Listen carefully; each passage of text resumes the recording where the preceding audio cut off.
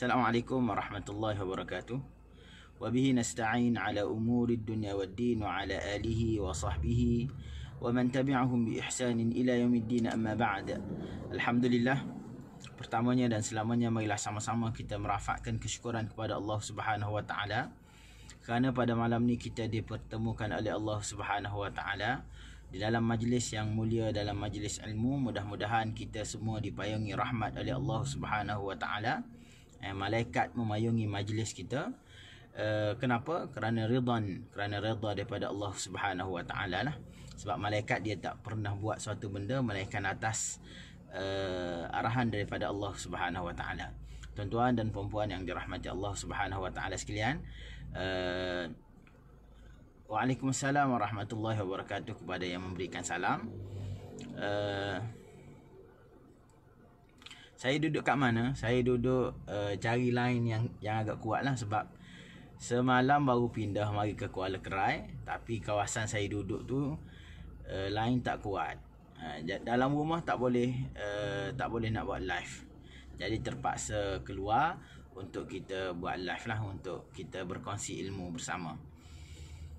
Sebenarnya saya dah pergi ke TM point tadi untuk selesaikan masalah internet ni. Cuma dia ambil masa sedikit lah. Okey, ambil masa sedikit. Okey tuan-tuan, dengar tak suara saya? Kalau ada gangguan sikit-sikit tu minta maaf lah. Okey, Ustaz Azam, Puan Nur Seha, Puan Nur Hamizah, Anak Unggul, Puan Kaisa, Puan Hamizan, Puan Sariah, Haji Zul,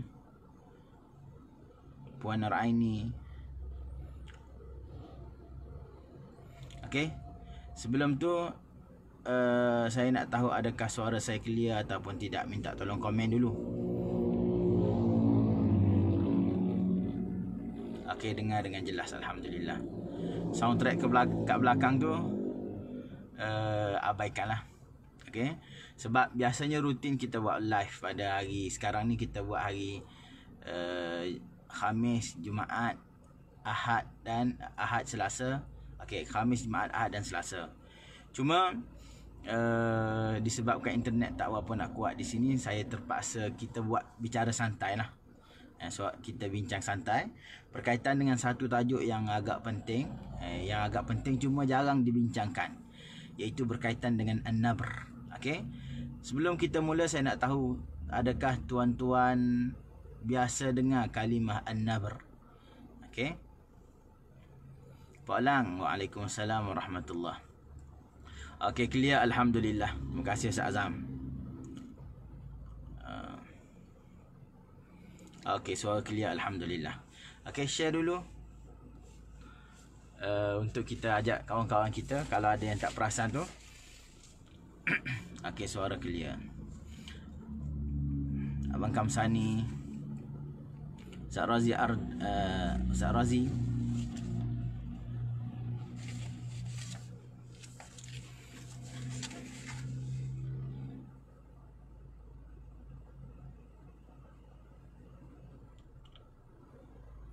okey, jelas Malik.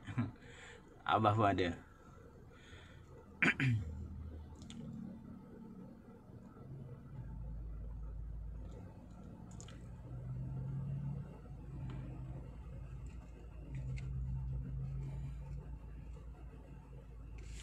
Okey.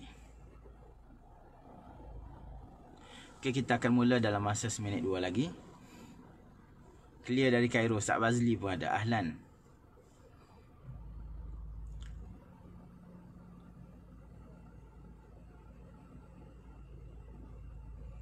Batu Pahat clear. Singapura clear. Okey, alhamdulillah. Okey, tajuk malam ni nya, kalau kita kira tajuk yang amat penting, yang agak penting lah, tergolong dalam kelompok yang paling penting. Dalam Al-Quran kita tahu dia ada beberapa elemen dalam bacaan Al-Quran. Yang pertamanya berkaitan dengan makharijul huruf, Yang keduanya sifatul huruf. Okey, dua elemen yang kita biasa dengar. Tapi dulu sebenarnya makharijul huruf, sifatul huruf ni dia tak famous. Yang famousnya hanyalah berkaitan dengan ahkamut tajwid, hukum tajwid. Okey, hukum tajwid yang kita tahu berkaitan dengan mad, ikhfa, iqlab, idgham. Tu yang masyhur suatu ketika dahululah. Cuma sekarang ni pun masyhur juga. Cuma berkaitan dengan makhraj sifat huruf kita jarang dengar dulu. Sekarang ni dah masyhur. Dan seperti mana yang disebut oleh Imam Al-Jazari rahimahullah, idh wajibun alaihimu muhattamun. Dia kata wajib bagi kita semualah. Qabla syuru'i awalan an ya'lamu, sebelum kita masuk ke dalam perbincangan berkaitan dengan Al-Quran ni, hendaklah kita tahu makharijul hurufi was sifati, makhraj huruf dan sifat. Tujuannya untuk apa? Liyalfudhu bi afsahil lughati, supaya kita dapat sebut Al-Quran dengan bahasa yang paling fasih lah. Kedua, makhraj sifat. Yang ketiga berkaitan dengan ahkam tajwid, ataupun yang dimaksudkan dengan ahkam tajwid ni sebab ianya telah menjadi kebiasaan kita berkaitan dengan ikhfa, hukum 5 tu. Okey, hukum 5 tu. Okey. Yang keempatnya adalah elemen fasahah dalam bacaan Al-Quran. Fasahah dalam bacaan Al-Quran bukan bermaksud kita baca Al-Quran dengan lancar sahaja, tak. Okey, itu satu elemen ataupun satu poin dalam fasahah Al-Quran. Tapi antara elemen lain juganya adalah kita nak sebut Al-Quranul Karim. Kalimah bahasa Arab itu sendiri kita sebut seperti mana yang disebut oleh orang Arab yang fasih, ahli adat. Okey, orang yang mahir dalam sebutan Al-Quranul Karim. Okey, ada 4 elemen. Makhraj, sifat, yang kita namakan dengan ahkam tajwid tu. Seterusnya sifat, seterusnya berkaitan dengan fasahah. Cuma sebenarnya 4 perkara ni dia tergolong dalam tajwidul Quran juga. Okey, 4 perkara ni dalam tajwidul Quran. Cuma kita dah biasa guna perkataan tajwid Al-Quran untuk ikhfa, idgham, iqlab tu, kita gunakan perkataan itulah di sini pada hari ni. Okey, clear? Dan kesalahan pada makhraj, kesalahan dalam sifat, kesalahan dalam fasahah dikira sebagai salah jali, salah yang besar. Dalam Al-Quran bacaan kita terbahagi kepada 2. Ada yang dinamakan dengan salah khafi, salah kecil. Yang keduanya adalah salah jali. Salah khafi adalah salah yang tidak diketahui oleh umum masyarakat, melainkan oleh orang yang mahir dalam bidang Al-Quran lah. Berkaitan dengan salah jali pula diketahui oleh orang yang biasa-biasa pun dia tahu, salah tu. Okey, selesai. Maknanya makhraj sifat dengan fasahah adalah kesalahan besar kalau berlaku. Yang ketiga tadi adalah, yang keduanya berkaitan dengan ahkam tajwid. Kalau salah, kita tertinggal ikhfa, kita tertinggal izhar, kita salah baca mad, daripada sepatutnya kita baca 4 kita baca 2. Gunnah, sepatutnya kita baca panjang, kita baca pendek tanpa gunnah. Kesalahannya dipanggil kesalahan khafi, kesalahan yang kecil. Okey. Dan cuma kita kena ingat, kesalahan jali tadi dia ada 2 bahagian. Walaupun kesalahan tu kesalahan besar, kesalahan tu adalah kesalahan yang mendatangkan dosa, tetapi kesalahan tadi dibahagikan kepada 2 juga. Satu kesalahan yang tidak melibatkan rosak makna, satu lagi kesalahan berkaitan dengan rosak makna. Okey, itu secara mukaddimah, secara ringkas lah. Okey, malam ni kita nak bincang An-Nabru dalam bacaan Al-Quran. An-Nabru ni dia berkaitan dengan cara kita melantunkan ayat Al-Quran ataupun kalimah Al-Quran supaya yang kita dengar tu jelas. Yang kita dengar tu jelas, yang ada huruf ya pun kita dengar, yang ada hamzah pun kita dengar. Okey, yang ada 2 biji pun kita dengar 2, yang ada sepatutnya dalam satu, yang kita nampak dalam satu perkataan, tapi sebenarnya dia ada 2, ada 3 perkataan, ada 4 perkataan. Kita kena pisahkan antara setiap satu perkataan tadi. Contohnya, saya biasa suka sebut, kita baca kalimah waja'alakum. Okey, waja'alakum. Kita biasa baca waja'alakum, waja'a kita akan dengar satu kalimah, lam satu kalimah, kum satu kalimah. Sebenarnya yang kita kehendaki daripada ayat tadi, kalimah tadi adalah waja'alakum, kita tak boleh tekan di waw, kita tekan di ja'ala, kita tekan di kaf. Waw tak boleh tekan di jim, tekan di kaf. wa ja'alakum. Barulah kita akan dengar kalimah waw satu kalimah, ja'ala satu kalimah, kum satu kalimah. Kalau kita tekan wa ja'alakum, waja'a, ianya akan menyebabkan perkataan yang kita sebut tadi waja'a. Maksudnya apa? Maksudnya kesakitan lam kepada kum kamu.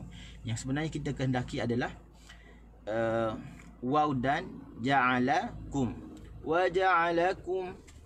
Okey, barulah kalimah tadi kita sebut dengan terpisah. Okey tuan-tuan, untuk kita lebih jelas, saya kira kita kena tengok dulu apakah definisi yang disebut ataupun definisi yang perlu kita tahu berkaitan dengan an-nabru ni. An-nabr, okey, ataupun kalau kita bagi baris kita akan baca nabru lah, an-nabru. Ataupun kalau kita nak kira sebagai arid, kita akan baca an-nabr dengan ra yang tebal lah. Okey, definisi dari sudut bahasa dia adalah membawa maksud tekanan ataupun hentakan suara. Kita tekan suara ataupun kita hentak suara. Okay, itu maksud dalam bahasa dia lah, dalam bahasa Arab. Bila disebut an-nabr, orang Arab akan faham ianya adalah berkaitan dengan tekanan suara ataupun hentakan suara. Pertama. Yang keduanya dalam Lisanul Arab, Ibnu Manzur sebut dalam bab an-nun lah. Dia senang untuk dia perincikan bahagian dalam sebutan ni, dalam pencarian kamus dalam bab nun, sebab kat depan dia an-nabru kan, an-nabru nun bara. Okey, apakah yang dimaksudkan dengan an-nabr? Setiap perkara apabila sedikit kita tekan, ianya akan terangkat. Kita tekan, dia akan terangkat. Okey, kita tekan, dia akan terangkat. Okey, waalaikumsalam warahmatullahi wabarakatuh semua. Ahlan. Dan tolong saya untuk tekan button share. Okey. Okey, dari sudut istilah pula, tadi kita tengok dari sudut bahasa. Pertama, maksud adalah tekanan ataupun hentakan suara. Yang kedua, berkaitan dengan disebut dalam Lisanul Arab adalah setiap perkara apabila sedikit ditekan, ia akan terangkat. Ini maksud daripada an-nabr. Bila disebut an-nabr, itulah kefahamannya dari sudut bahasa. Cuma dari sudut bahasa ni dia tidak memberi kefahaman yang jelas kepada kita, melainkan kita kena tengok pula apakah maksud dari sudut istilah dia. Barulah kefahaman kita akan agak menyeluruh lah. Okey. Istilah pula membawa maksud tekanan terhadap sesuatu potongan kalimah. Tekanan terhadap suatu potongan kalimah atau huruf tertentu yang menyebabkan suara sedikit terangkat daripada kadar bacaannya. Kadar bacaan dengan huruf yang berhampiran dengannya lah. Okey, istilahnya senang kita sebut adalah tekanan pada suatu potongan kalimah ataupun huruf tertentu yang menyebabkan sedikit terangkat daripada kadar bacaan huruf selepasnya. Okey, ni yang disebut dalam, kita boleh tengok dalam kitab Tajwidul Musawwar yang disebut oleh Syekh Aiman Suwaidi. Aiman Suwaid. Okey, ni dari sudut istilah. Cuma ada juga selain daripada Syekh Aiman Suwaidi, ada juga seorang pakar bahasa di negara Mesir dalam ilmu aswat, ilmu suara. Dia kata an-nabru, namanya apa? Namanya Dr. Ibrahim Anis. Okey, Dr. Ibrahim Anis dalam aswat lughawiyat. Okey, dia sebut alat anggota percakapan menjadi aktif pada masa yang sama menyebabkan suara sedikit terangkat dan menjadi jelas. Ini yang diberi istilah bagi oleh ilmu aswat lah, orang yang kaji tentang suara. Okey. Seperti mana saya sebut tadi, an-nabru ni dia satu elemen ataupun satu juzuk dalam bab fasahah. Kita akan letakkannya dalam bab fasahah. Okey, kita tak akan letakkan dalam bab tajwid. Sebab kalau kita nak tengok dari sudut ghunna, ikhfa, idgham, iklab tu semua dia tak ada. Okey, dia tidak ada di sana, tapi dia ada dalam bab al-fasahah. Fasahah ni saya kira satu bab yang agak besar. Bukan agak besar, satu bab yang paling besar. Sebab ianya amat luas perbahasannya. Bukan setakat kita baca lancar saja, tak.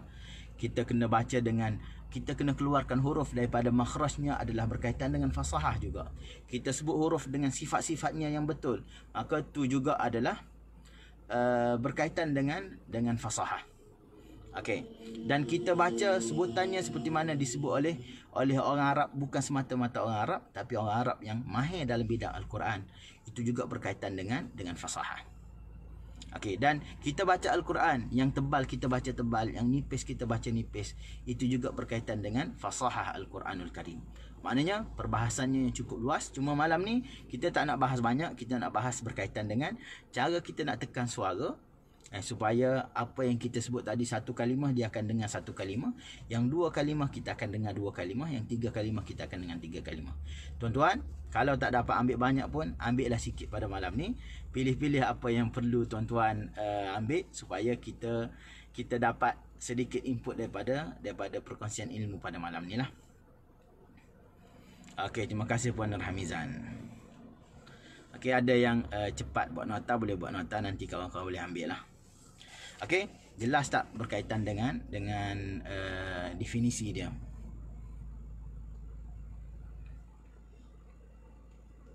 Dan dalam bab fasahah, dalam bab An-Nabru ni, sepatutnya orang yang ajar Al-Quranul Karim ataupun guru Al-Quran, dia kena ambil penelitian lah dalam bab ni.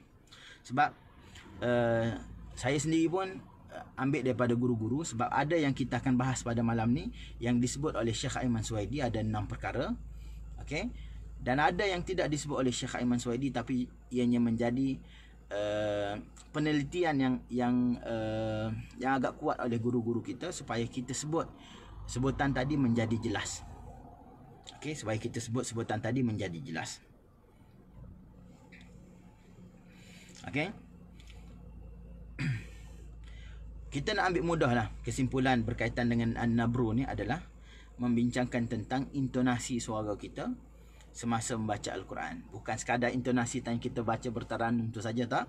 Tapi cara kita nak melantunkan ayat tu, walaupun kita baca macam biasa, kita baca dalam bacaan murattal, tapi tetap kita kena raikan sebutan yang kita sebut tadi. Yang satu kalimah kena dengar satu kalimah, yang dua kalimah kita kena dengar dua kalimah, yang tiga dengan tiga. Okey, dan saya fokuskan kepada huruf ataupun kalimah yang berjangkit. Contohnya kalimah fahuwa, okey, fa dengan huwa. Contohnya waja'alakum. Okey, contohnya lagi wa khalaqalakum, yang berjangkit. Kita fokuskan kepada benda itulah. Okey, dan sebenarnya berkaitan dengan An-Nabru ni, dia tak boleh tidak dipisahkan dengan kefahaman kita dalam bahasa Arab lah. Kefahaman dalam bahasa Arab. Cuma ada beberapa certain ataupun ada beberapa tempat yang walaupun kita tak faham bahasa Arab, tapi kita boleh praktik. Okey, walaupun kita tak faham, kita boleh praktik lah. Okey, dan berkaitan dengan An-Nabru ni ataupun intonasi ni, dia akan menyumbang kepada kesalahan pada dua jenis lah.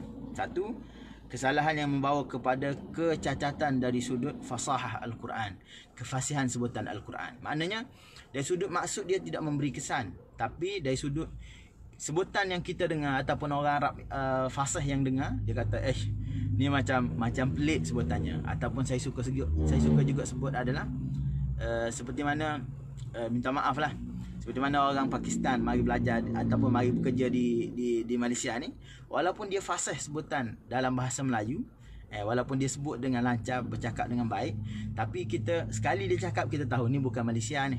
Ni bukan orang Malaysia ni, sebab bahasa dia disebut dengan pelat lah, tak berapa nak tepat. Okey, maka An-Nabru ni adalah untuk kita tahu ataupun untuk kita ubat sebutan yang kita sebut salah tadi kepada sebutan yang betul. Sebab kita tak nak ianya menjadi cacat dari sudut fasahah Al-Quran. Satu. Yang kedua, ianya juga akan setengah-setengah tempatnya menyebabkan kerosakan dari sudut makna Al-Quran itu sendiri. Yang ni akan menyebabkan kepada kesalahan besar lah. Yang tadi, kerosakan dari sudut fasahah adalah kesalahan kecil. Kesalahan dari sudut makna merupakan kesalahan besar dalam Al-Quranul Karim. Okey, setakat tu jelas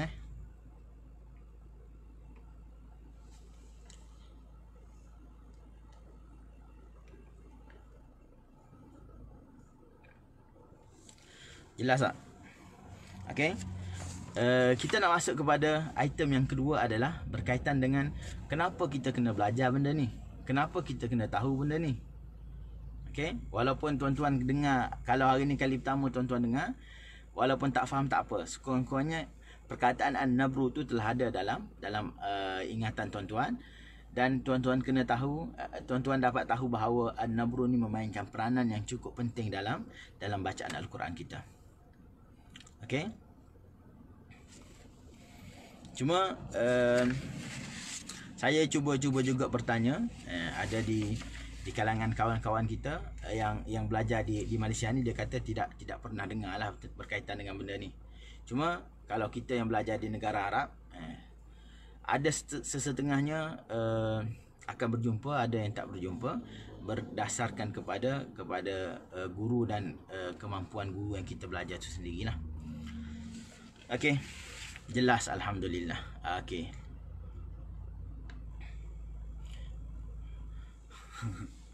Sakhirat Anwar, kalau salah tolong betulkanlah. Okey. Nanti Polang, sabar dulu. Kita akan lalui kejap lagi. Cuma sekarang ni kita baru sudah bincang berkaitan dengan definisi dia ataupun maksud perkataan An-Nabru. Okey.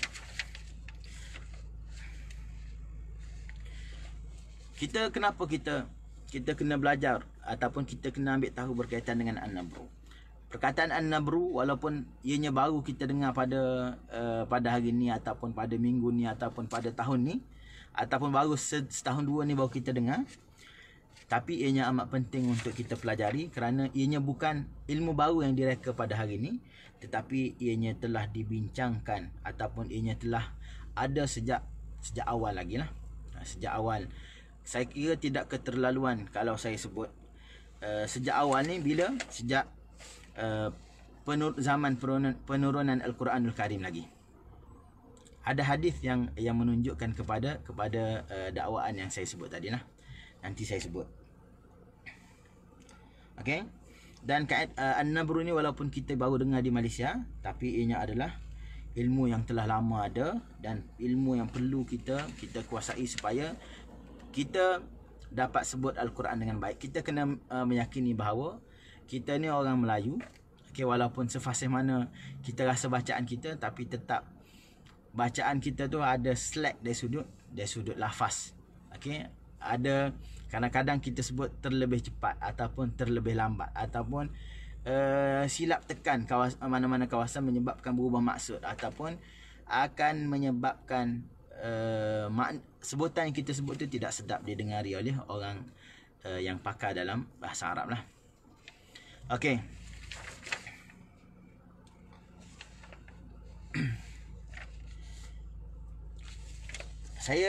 Saya jumpa satu hadis dalam kitab ni, dalam kitab Al-Lahnu fi Qira'atil Quran Al-Karim. Dalam kitab ni dia sebut dalam bab perbahasan yang kelima, dia kata bila berlakunya kesalahan dalam bacaan Al-Quran. Bila berlakunya kesalahan dalam bacaan Al-Quran. Dia kata bada al-lahnu fi asrin nabi. Bermula kesalahan bacaan Al-Quran pada zaman Nabi SAW lagi. Bila pada zaman Nabi tu? Daripada Abi Darda radhiyallahu taala anhu qala sami'a an-nabiyyu rajul sallallahu alaihi wasallam rajulan qara'a falahana. Suatu hari Nabi SAW mendengar seorang lelaki membaca Al-Quran. Falahana, maka bacaan yang dia baca tu salah. Dia salah baca Al-Quran. Faqala Rasulullah sallallahu alaihi wasallam. Lalu Rasulullah sallallahu alaihi wasallam bersabda, Arshidu akhakum. Tolong ajar kepada saudara kamu ni. Nabi sebut kepada sahabat dia yang lain lah. Nabi dengar ada seorang baca salah, Nabi sebut kepada sahabat yang lain, tolong ajar saudara kamu ni baca. Dan mengikut perbahasan daripada hadis ni lah, senang kita cerita. Zaman Nabi, kita jangan ingat semua yang ada pada zaman Nabi ni adalah Arab semua, tak. Bukan Arab semua yang ada. Ada juga sahabat yang merupakan orang ajam. Bila disebut ajam, kita kena faham bahawa ianya adalah bukan orang Arab, bukan penutur asal dalam bahasa Arab. Orang yang berada daripada luar negara Arab, dia datang berada di Madinah Nabi sallallahu alaihi wasallam menjadi sahabat Nabi. Maknanya dia sahabat yang ajam, sahabat yang bukan Arab. Sahabat ada dua, sahabat yang Arab, sahabat yang bukan Arab. Pada zaman Nabi, sahabat yang Arab ni tak ada masalah berkaitan dengan fasahah. Zaman Nabi, zaman sahabat, zaman tabi'in, barulah tak ada orang Arab baca Al-Quran. Falahana, maka dia tersalah. Bukan tersalah yang besar, tapi kesalahan dari sudut benda ni lah, dari sudut cara nak sebut. Sebab apa? Sebab percampuran yang berlaku di antara orang Arab dengan bukan Arab menyebabkan mereka juga tu terikut dengan sebutan yang salah tu. Okey. Saya nak mention sikit lagi dalam buku ni. Tadi kita dah dengar satu hadis. Nabi kata arsyidu akhakum. Tolong bantu, tolong tunjuk, tolong ajar saudara kamu. Okey.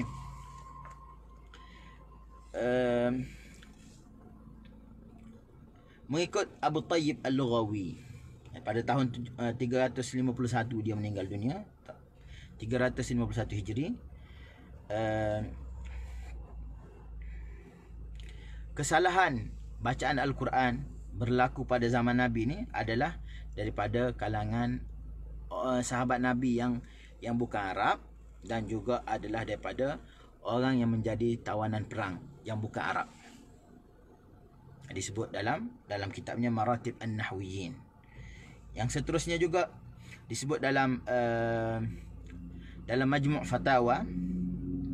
Dia kata sahabat Nabi pada zaman Nabi, dianya tidak berlaku kesalahan dalam bacaan dia.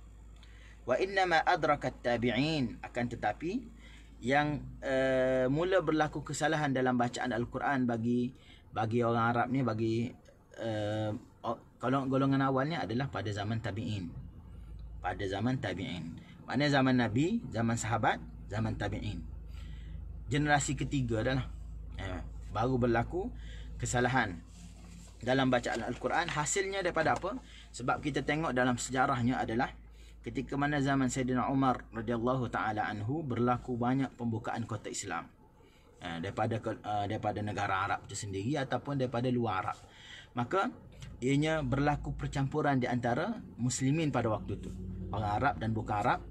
Seperti mana kita tahu, kita dipersaudarakan dengan akidah Islamiyah.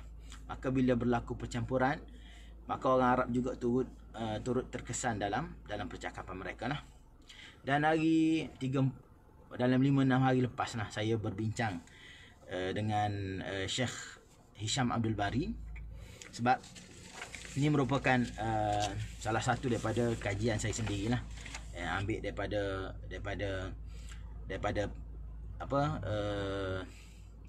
kita panggil apa,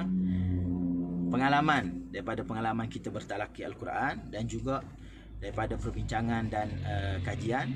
Maka saya buatlah beberapa kaedah berkaitan dengan An-Nabru ni. Saya tunjuk kepada Syekh Hisham Abdul Bari. Dia kata alhamdulillah cantik, dia kata. Cumanya bila kita bincang, saya sebut ni kesalahan bagi Melayu. Dia kata tak, bukan Melayu saja yang salah, orang Arab juga salah.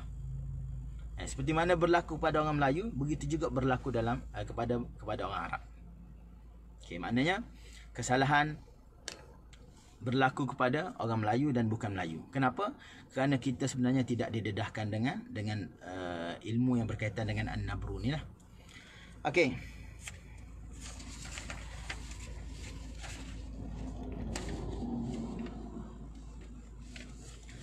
Kalau kita soroti, An-Nabru ni adalah satu benda yang amat penting.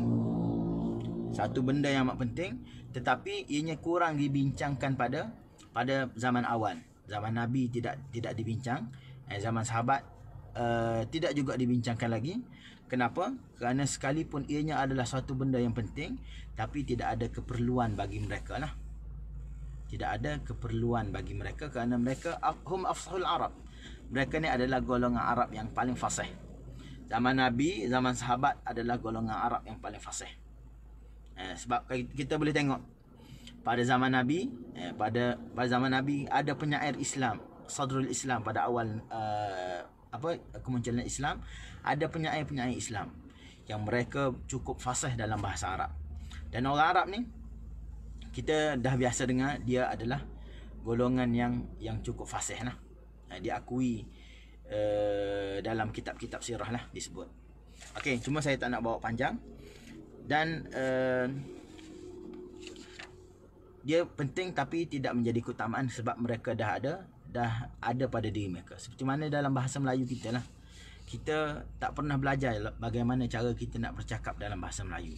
Tapi hasil yang kita dapati, tak kira orang Kelantan ke, orang Selangor ke, okay, bila dia sebut sesuatu benda, sebut dengan cara yang difahami, cara yang kita rasa tak janggal. Sesama orang Kelantan sendiri ataupun sesama orang Selangor sendiri, sebutannya sama pula, sama. Tapi kita tak pernah belajar. Kenapa? Kerana ianya adalah sebati. Dia telah sebati dalam kehidupan kita. Kita dah dengar daripada kecil. Berbeza dengan orang yang bukan Arab, orang Ajam. Dia lahir bukan, kalimah yang dia dengar seharian bukanlah dalam bahasa Arab, tapi dalam bahasa lain. Jadi apabila dia mula baca Al-Quran ataupun mula bertutur dalam bahasa Arab, ianya perlu kepada sedikit penelitian, sedikit tunjuk ajar supaya sebutan yang disebut tu jadi baik. Okey. Dan seperti mana saya sebut juga, An-Nabru ni dia sama halnya dengan makhraj dan sifat huruf. Dululah kita tak pernah dengar berkaitan dengan berkaitan dengan makhraj dan sifat. Yang kita tahu belajar Al-Quran, kita belajar hukum 5, belajar tajwid. Bila sebut tajwid, hukum 5 itulah iqlab, idgham, ikhfa, izhar. Yang tu yang kita belajar.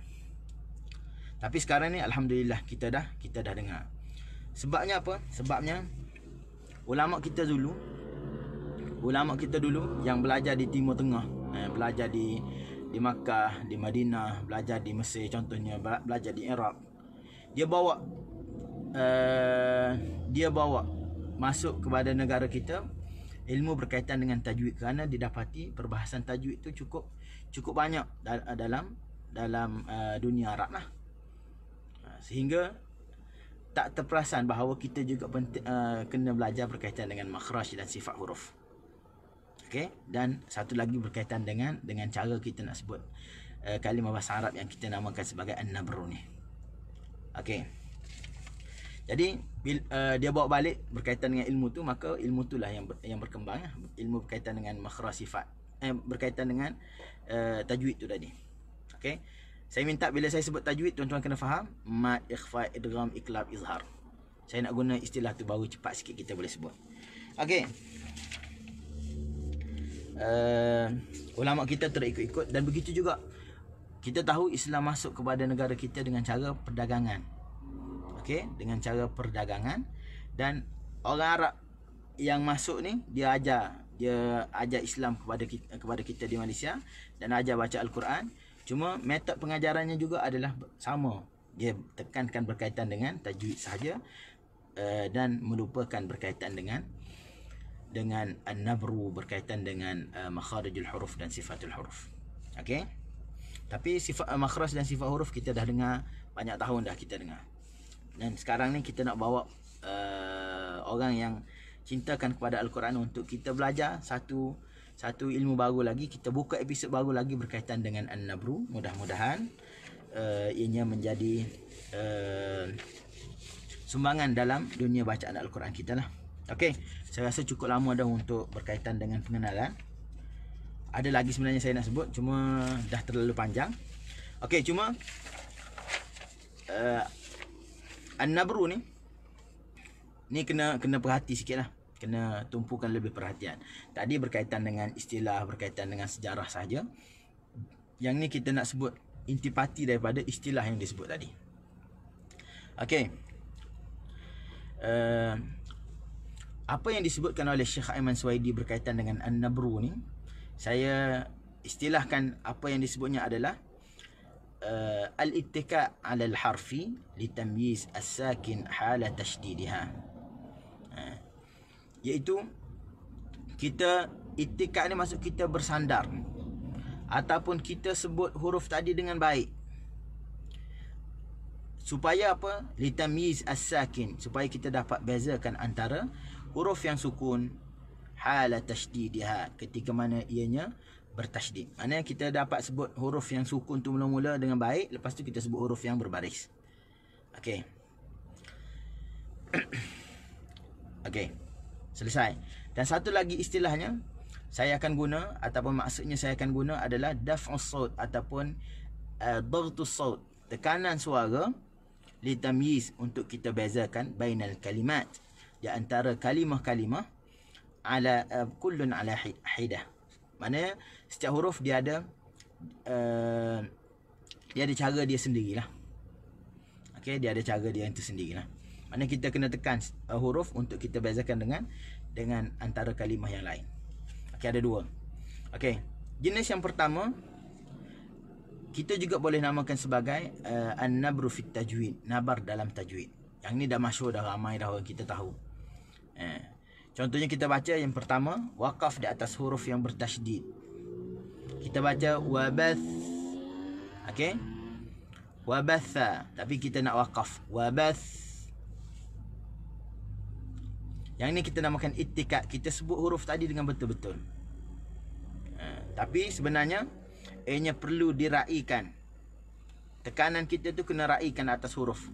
Kalau huruf dia adalah huruf yang lin, hurufnya huruf rakhawah, maka kita kena datangkan huruf lin, sifat lin dan sifat rakhawah tu tadi. Okey. Dan ada juga pembaca Al-Quran dia tersalah apabila dia dah tahu berkaitan dengan an-nabru ni, tapi dia salahnya dari sudut apa? Dia menyamakan an-nabru ni bersamaan dengan syiddah. Dia baca wabath, dia tekan kuat sangat sampai huruf tu jadi tersangkut. Sebenarnya huruf tadi tidak tersangkut. Wabath, tapi disebabkan tersalah faham, wabath, dia tekan. Maka jadi huruf tadi syiddah. Al-hayy, dia tekan. Tak boleh, sebenarnya kita kena baca al-hayy, hayy, tekan. Wali walidai, liwalidai, kita tekan sekadar tu lah. Sebab kalau kita tak tekan, kita tak jelaskan huruf, kita akan baca walidai, dia akan hilang satu huruf. Al-hayy, hilang. Kita kena jelaskan al-hayy, jelas. Wabath. Okey, barulah kita tahu dua kalimah. Ada dua huruf tha. Kalau kita baca wabath, dia jadi satu huruf lah. Tha tu jadi satu huruf. Okey. Yang kedua, yang ni tuan-tuan mudah nak akses, boleh cari dalam internet. Saya sebut secara ringkas. Contoh kita baca kalimah Allahu. Kita tekan sedikit kita jelaskan sedikit di kalimah Allah. Supaya apa? Supaya jelas kalimah Allah tu ada tasydid. Begitu juga kita baca dabbah, tekan sedikit. Kenapa? Kerana kita nak jelaskan bahawa huruf ba tu ada dua. Begitu juga dalam bacaan ad-dallin. Dalam surah Al-Fatihah kita baca waladdallin, kita tekan sedikit. Supaya apa? Supaya pendengar mendengar bahawa apa yang kita sebut tadi adalah dua huruf, satu sukun, satu yang berbaris. Okey, yang ketiga, ketika wakaf di atas huruf hamzah yang didahului oleh huruf mad. Contohnya kita baca as-su, kita tekan sedikit. Ataupun an-nisa, kita tekan. Okey, kita tekan sedikit. Ni disebut oleh Syekh Aiman Suwaidi. Cuma pada poin as-su, an-nisa ni ada sedikit ada juga pandangan yang agak kontra dengan pandangan Dr. Aiman Suwaidi. Okey, yang mengatakan bahawa huruf as-su ni ataupun an-nisa kita berhenti dengan hamzah ni, kita tak perlu tekan, kita tak boleh tekan, kita tak boleh kurangkan suara. Maknanya kita kena datangkan dengan dengan sifat dia yang asal lah. Maknanya kenapa Syekh Aiman letak kena tekan? Sebab kebanyakan orang kita, sama ada Arab ataupun Melayu, zaman sekarang ni, bila baca as-su ataupun an-nisa, dia baca tak jelas. An-nisa macam tu je saja dia baca, tak jelas. Jadi Syekh Aiman Suwaidi suruh jelaskan, suruh kita jelaskan lah, suruh kita tekan. Okey. Yang keempat adalah ketika gugurnya huruf alif menunjukkan bilangan dua, alif tasniyah atau waw al-jamaah, kerana mengelakkan daripada pertemuan dua huruf sukun. Contohnya kita baca kalimah waqala, dan dua orang berkata alhamdulillah. Tapi tanya kita baca Al-Quran, kita akan baca waqala alhamdulillah, waqala alhamdulillah. Dia jadi dah hilang dah alif yang waqala tadi, sebab masuk terus kepada alhamdulillah. Lalu bagaimana kita nak buat? Syekh Aiman Suhaidi kata kita kena tekankan suara di sini. Wa qala alhamdulillah, kita tekan di lam. Begitu juga pada ayat wastabaqal baba. Wastabaqa dan dua orang, wastabaqa ada alif, al baba. Maka cara bila kita baca dia akan hilang alif ni, wastabaqal baba. Jadi cara kita nak bagi tahu bahawa di sana ada lagi huruf alif tu, kita kena tekan suara. Wastabaqal baba, tekan suara. Cuma jangan tekan terlalu banyak. Contohnya kita baca dalam skala 3, kita tekan 4 ataupun kita tekan 5 sudahlah. Jangan tekan sampai 8. Okey, tu cara mudah untuk kita fahamlah. Okey, selesai 4. Yang kelima, ketika mana kita sebut huruf waw dan ya bertasydid. Contohnya kita baca al-quwwah, al-quwwah, ataupun qawwamina, syarqiyya, qiyya, sayyarah. Okey, kita kena jelaskan betul-betul huruf ya yang bertasydid ataupun mim waw yang bertasydid. Kena jelaskan betul-betul. Qawwamina, cuma kita tak boleh baca qawwamina, tak boleh tekan kuat macam tu sehingga dia jadi bertukar. Daripada kita kena jelaskan huruf, kita sebut dalam keadaan syiddah, tak boleh. Begitu juga al-quwwah, tak boleh, kena sebut al-quwwah. Yang pentingnya huruf waw yang dua tu kita akan dengar dua. Okey. Ada satu lagi yang disebut oleh Syekh Aiman Suhaidi, cuma saya tak letak di sini, saya letak dalam perbahasan yang kedua. Okey. Selesai yang pertama. Yang kedua, jenis yang kedua adalah an-nabru, juga boleh didapati pada kalimah-kalimah berikutlah. Jenis yang kedua ni macam mana?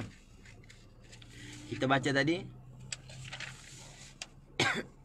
daf'un saut, kita tekan suara litamyiz bainal kalimat, untuk kita bezakan di antara kalimah dengan kalimah.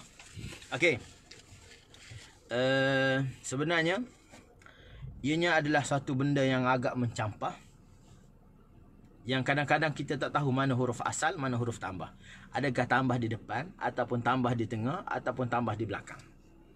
Jadi untuk merungkai masalah ni, saya simpulkan dalam seolah-olah macam perbahasan dalam ilmu nahwu lah. Dia ada dalam bahasa kita ni, dalam kalimah kita ni ada isim, fi'il dan haraf. Ada 3 benda. Isim, fi'il dan haraf. Ataupun saya akan guna certain ni lah dalam perbahasannya. Sebab kalau kita guna tambah depan, tambah belakang, kadang-kadang kita tak dapat nak bezakan mana yang tambah sebenarnya. Sebab kadang-kadang yang datangnya dua-dua adalah haraf. Yang datangnya adalah dua-dua adalah isim. Kadang-kadang macam-macam dia datang. Cuma yang pertama, kita kena tekan suara masa kita jumpa kalimah wahum, fahum, lahum. Okey, boleh? Innahum. Maknanya dia pertemuan antara haraf dengan isim. Waw ni adalah haraf. Hum adalah dhamir asalnya, tapi saya tukar kepada dhamir ni dia berada di bawah isim. Kita terus kepada isim lah.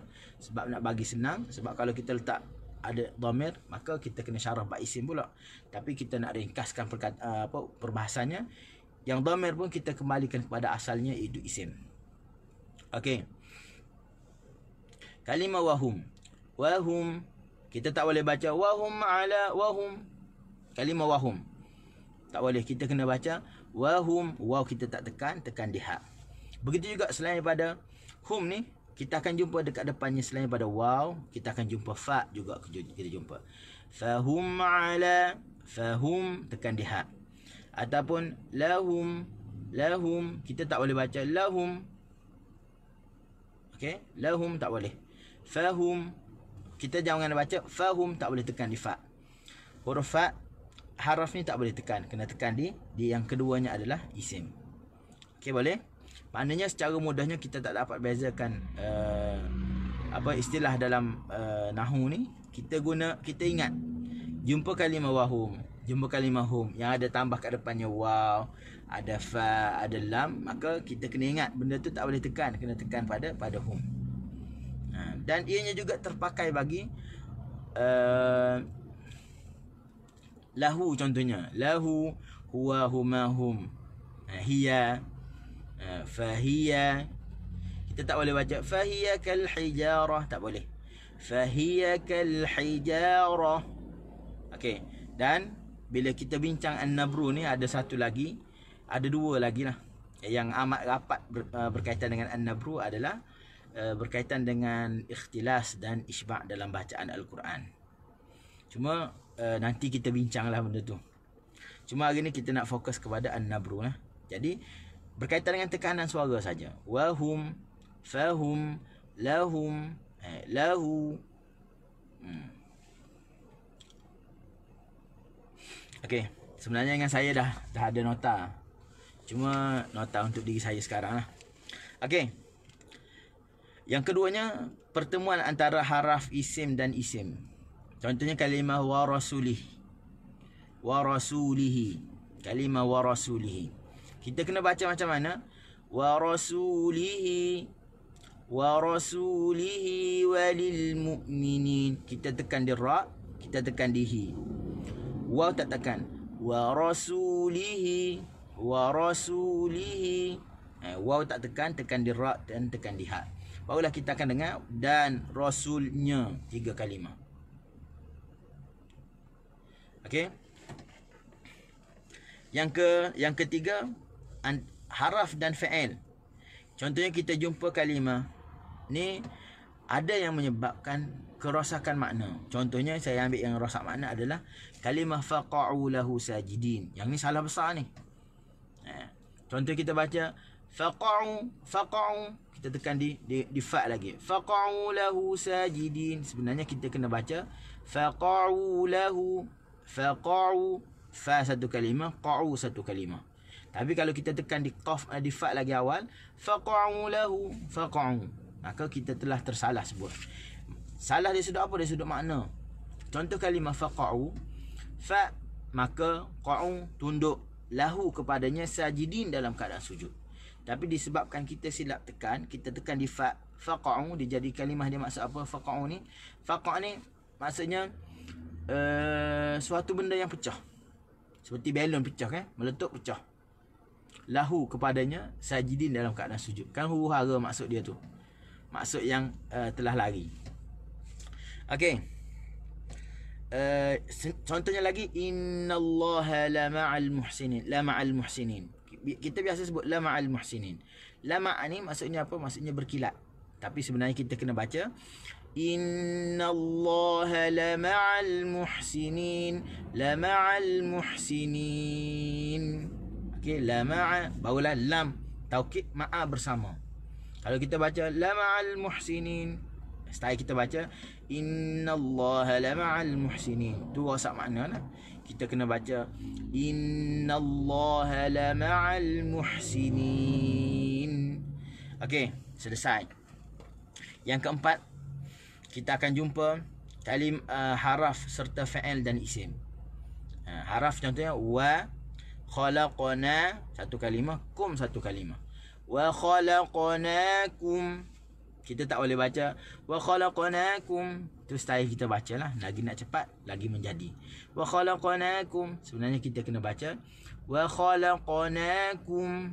Barulah kita akan dengar waw satu kalimah, khalaqna satu kalimah, kum satu kalimah. Okey, selesai. Yang keempat, saya nak bagi tahu bahawa di sana ada banyak perkara yang perlu kita ambil tahu, walaupun tuan-tuan tak ingat pada hari ini.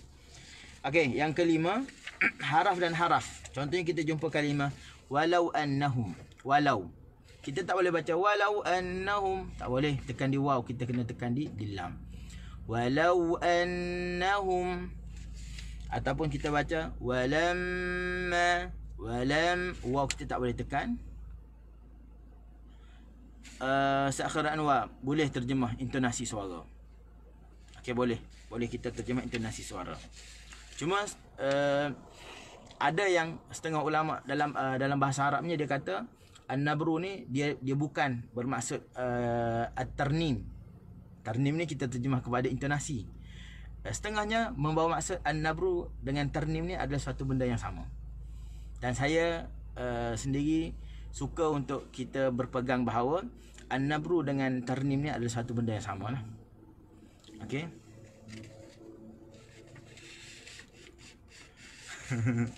Okey. Dia sebenarnya kalau tak faham tu sebab ni adalah perbahasan yang agak tinggi lah. Macam Ustaz Khairul Anwar dia akan faham. Okey, seterusnya kita jumpa haraf-haraf dan haraf. Banyak. Contoh kita jumpa dalam surah Al-Lail, wala saufa. Kita biasa baca wala saufa yu'tika, wala saufa. Sebenarnya sebutan kita tu salah.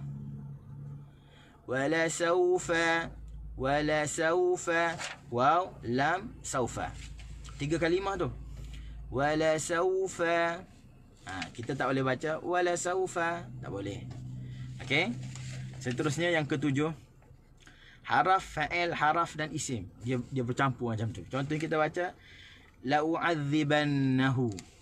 Kita jumpa kalimah tu dalam Al-Quran.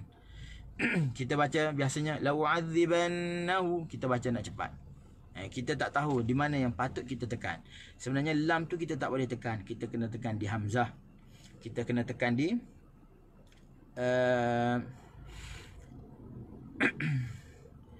di la u'adzibanna, dinna dan di hu tu. La u'adzibannahu. Kita tak boleh baca la u'adzibannahu. Walaupun kita nak cepat tak boleh. Okey. Seterusnya yang ke-8, haraf-haraf dan isim. Contohnya kita baca ahakadha arsyuk, ahakadha. Kita tak boleh baca ahakadha arsyuk, ahakadha. Ahakadha. Kita kena tahu ahakadha. Ahakadha. Tu cara lantunan dia lah. Di a tu tak boleh tekan di ha dan tekan di kaf. Ahakadha arsyuk.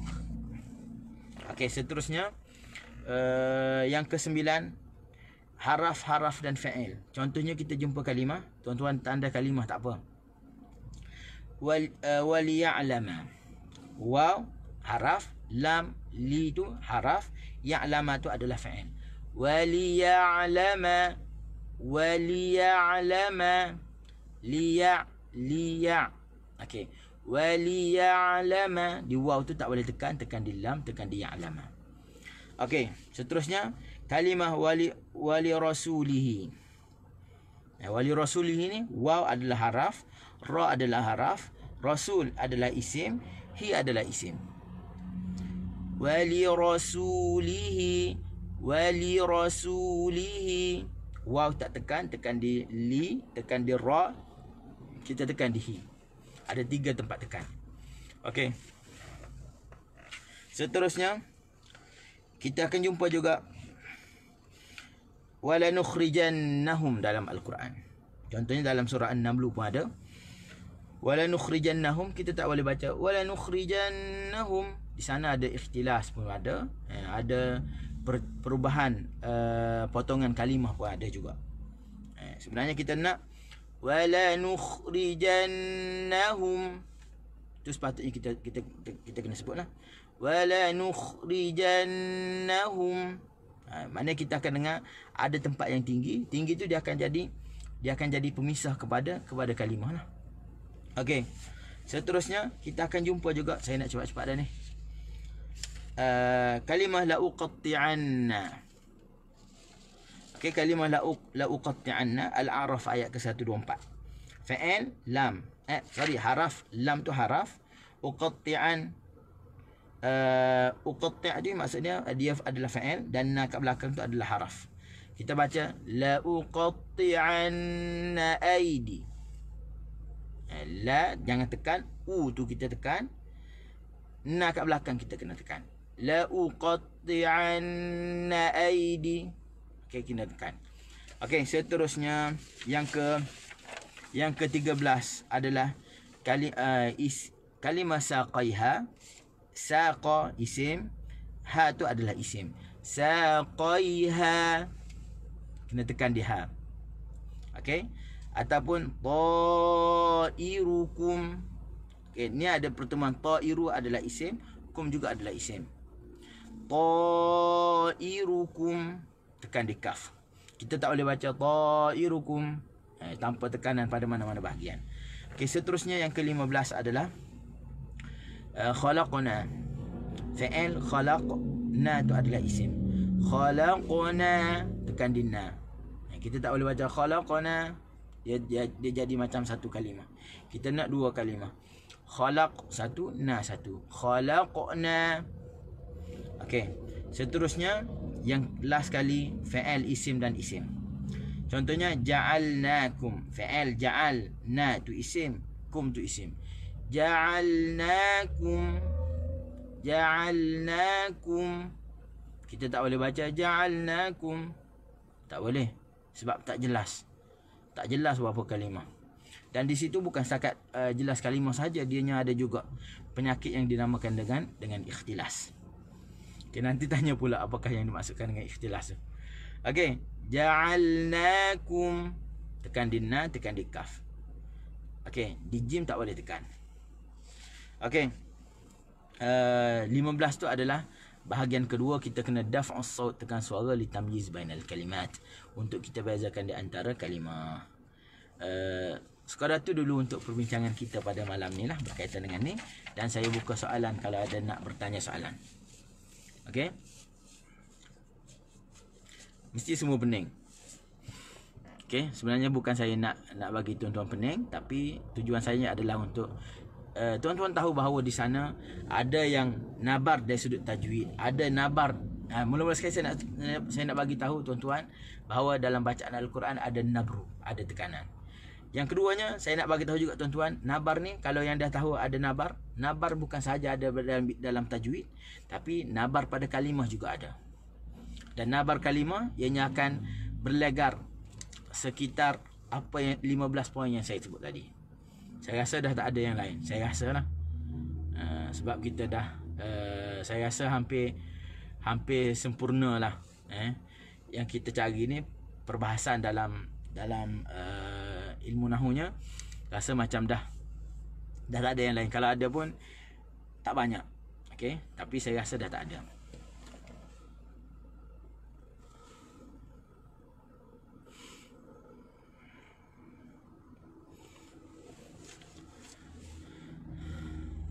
Okey. Ada soalan tak? Ya, intonasi suara perlu diajar semasa baca Al-Quran. Pening tahap gaban, tak apa. Kena banyak kali ulang tak apa, insya-Allah. Anda kita berlaku an-nabr pada bacaan lahnu jali ke? Ada dua lahan. Pertama, lahan jali ada lahan khafi. Dia tengok keadaan dan tempat. Contohnya kalau kita baca pada kalimah faqa'u tadi, dia salah jali lah. Faqa' dia jadi kalimah faqa', maksud faqa'u dia jadi kalimah pecah. Yang kita nak fa, maka qa'u tunduk. Faqa'u lahu sajidin. Okey?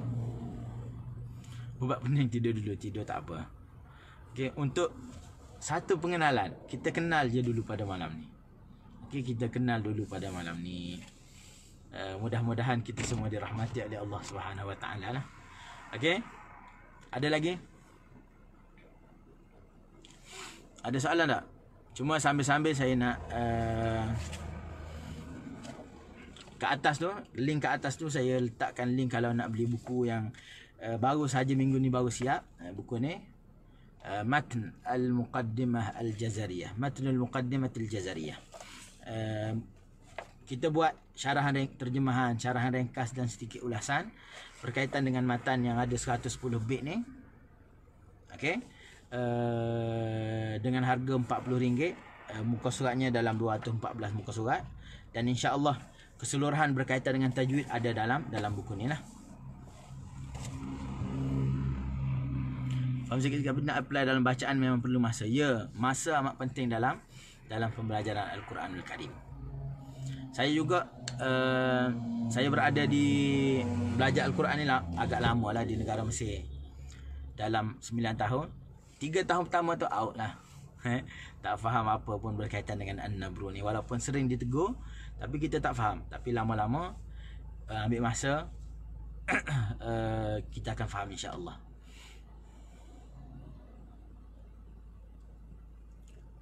Tak tahu nak soal apa.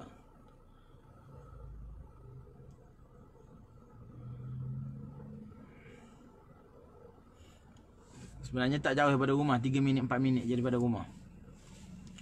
Tapi takut orang Sabah yang nak tidur. Ada buku An-Nabru tak? Nanti saya siapkan buku An-Nabru lah. Tapi kena siapkan tesis dulu. Nanti kita tarik letak dalam buku. Okey, buku dah sampai. Saya nak beli. Nak beli boleh klik link kat atas lah.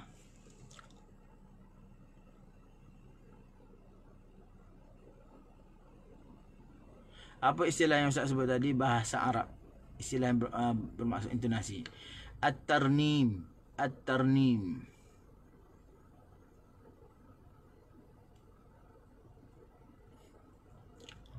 Dia sebenarnya kena, benda ni dia kena ada dua hala lah. Sebab kita ni saya selalu sebut lah, apa yang kita dengar kadang-kadang tak sama dengan apa yang kita sebut. Kita dengar, kita rasa betul dah, tapi bila kita sebut salah. Tambah-tambah lagi benda ni, ianya perlu kepada kefahaman, perlu kepada teguran, dan perlu kepada hubungan dua hala lah. At-tarnim, ya.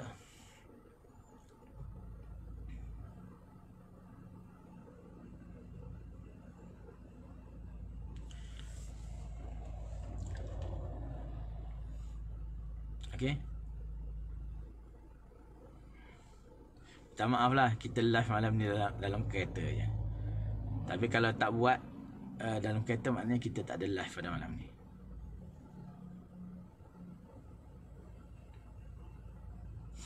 Doakan dalam masa dekat masalah internet saya selesai lah.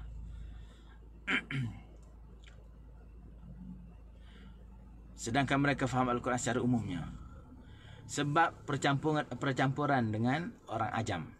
Pada zaman Nabi dah ada, tapi tak jelas sangat lah. Sebab disebut dalam kitab Al-Lahnu fi Qira'atil Quran, dia kata zaman Nabi, zaman sahabat tidak berlaku masalah dalam bacaan Al-Quran bagi orang Arab. Tapi bila masuk zaman tabi'in, berlaku percampuran yang agak besar di kalangan orang Arab dengan bukan Arab disebabkan futuhat Islamiyah, pembukaan kota-kota Islam. Maka kita jadi orang Arab, jadi lidah dia bercampur dengan lidah bukan Arab, menyebabkan ada kerosakan dari sudut bacaan Al-Quran lah.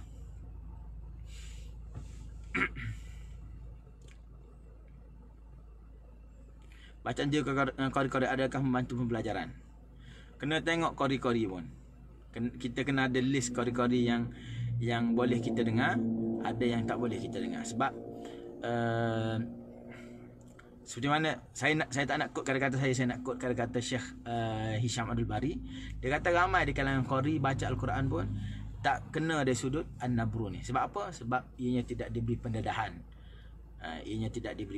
Sebab kalau kita belajar Al-Quran sendiri pun, kalau kita jumpa guru yang tegur berkaitan dengan An-Nabru ni, kita dikira bertuah lah. Seminar biar jadi. Seminar jadi tapi kita tak sebut tentang An-Nabru ni.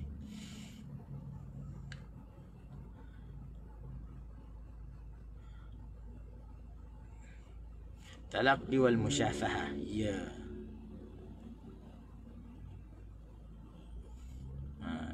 Ni untuk pengenalan ni dengar dululah.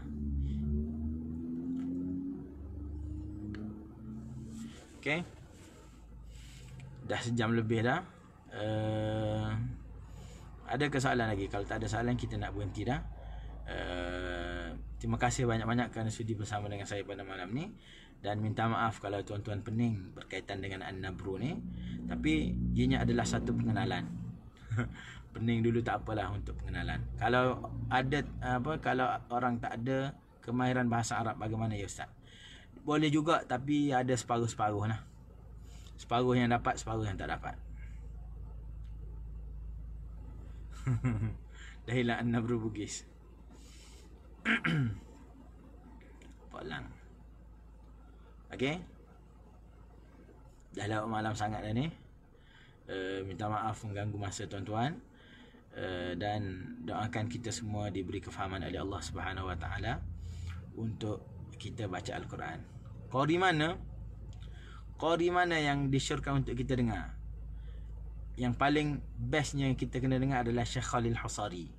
Type dalam kalau kita ada Al-Quran dalam phone kita tu, dia akan kita boleh dengar bacaan dia. Type Al-Husari. InsyaAllah kita akan dengar.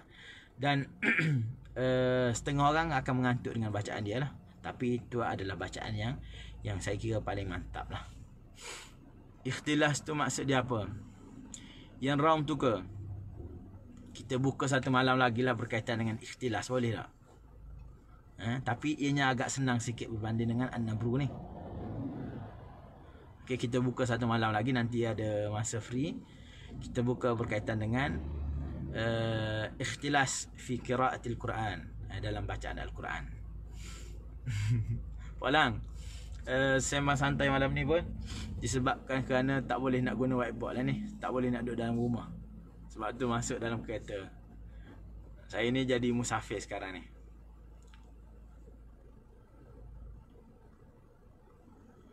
Boleh buang ke asal logat Melayu atau mana bahasa. Kau Qori mana di Malaysia yang boleh buat panduan? Boleh dengar yang tuan-tuan dengar jam 9.30 tadi, pukul 9 tadi. Syekh Wan Ainuddin Halmi. Boleh dengar dia. Dia saya kira antara yang paling mantap lah dalam bacaan. Okey. Dan ada lagi seorang dua yang boleh lah.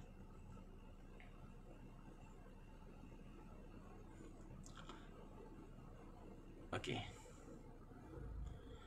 Saya baca tak sedap. Nanti baca dengar 2 ayat dah tidur lah.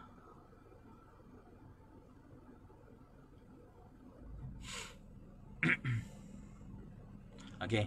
Saya kira tak ada soalan lah.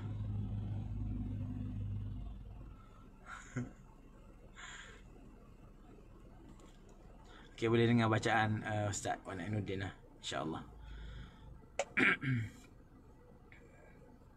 Okey. Kalau tak ada apa-apa, kita berhenti setakat ni dulu. Syekh Khalil Husari. Kita berhenti setakat ni dulu. Kita jumpa lagi pada malam lain, insya-Allah. Kalau nak bincang tajuk ikhtilas, komen kat bawah. Kalau ramai nak, kita akan buka tajuk ikhtilas pula berkaitan dengan bacaan Al-Quran. Yang ni menjadi ikhtilas ni menjadi penyakit yang amat membarah dalam bacaan kita lah. Maknanya kalau belajar An-Nabru, lidah boleh jadi lidah Arab Malik ke? Keluar suara Arab tu tak janji, tapi sebutan yang kita sebut tu seperti mana orang Arab sebut lah. Okay, sebutan yang kita sebut tu sama seperti orang Arab sebut, walaupun suara kita agak berbeza. Sebab tu saya tak suka nak claim baca bunyi Arab. Bukan bunyi Arab, tapi sebutan yang kita sebut tu jelas seperti mana orang Arab sebut. Dan Arab pula bukan sebarangan Arab lah. Okay, Arab yang belajar Al-Quran, tekun dalam bidang Al-Quran. Ikhtilas maksudnya kita sebut ni tak cukup timbangan huruf. Maknanya kalau barang tu ada 1/3 daripada huruf tu kita sebut tak baik. Contohnya wa khalaqakum khalaqa. Sepatutnya khalaqa.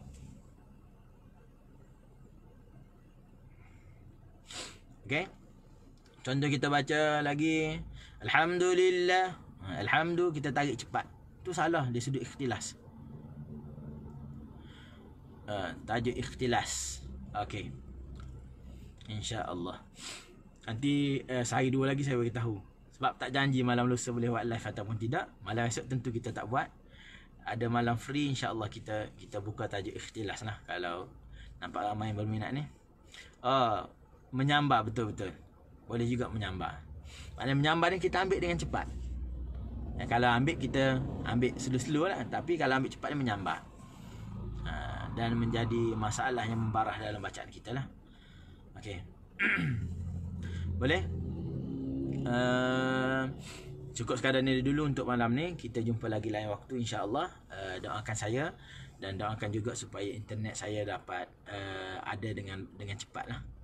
Dah pergi register apa tadi, cuma tunggu dia datang lah.